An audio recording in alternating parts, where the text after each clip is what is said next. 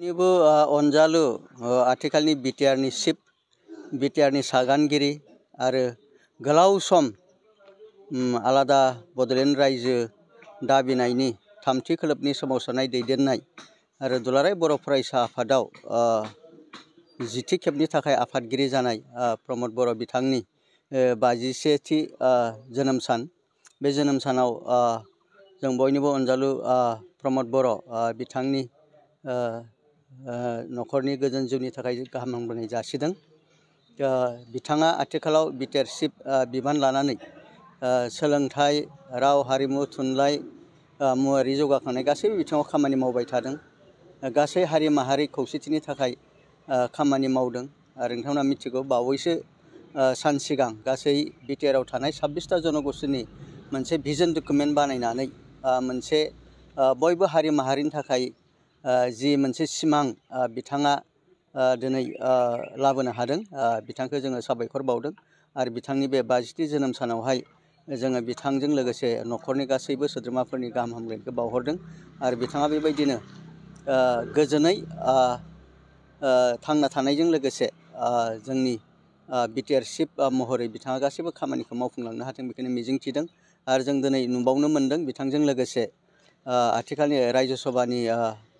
MP Rongora Narzary आरो Kokrajhar Lok Sabha समस्तिनि MP Jayanta Basumatary बिथांनिबो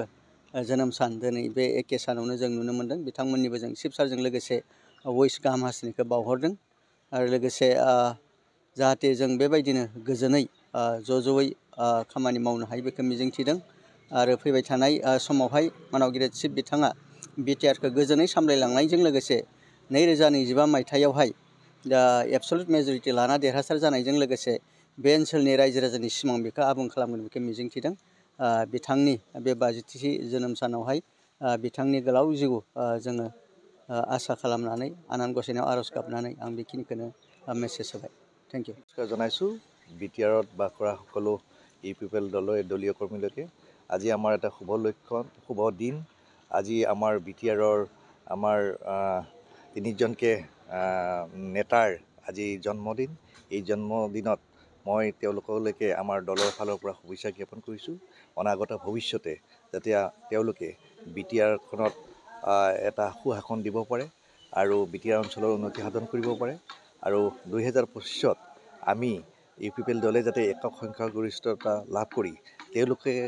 তেওঁলোককে আকৌ পুনৰ আমি আমাৰ প্ৰতিনিধি হিচাপে লাভ কৰিবলৈ সক্ষম হওঁ তাৰ বাবে আমি তেওঁলোকক শুভেচ্ছা জ্ঞাপন কৰিছোঁ আমাৰ দলৰ ফালৰ পৰা তেওঁলোকক আশীৰ্বাদ প্ৰদান কৰিছোঁ যাতে ভৱিষ্যত তেওঁলোকৰ উজ্জ্বল হয় ধন্যবাদ থেংক ইউ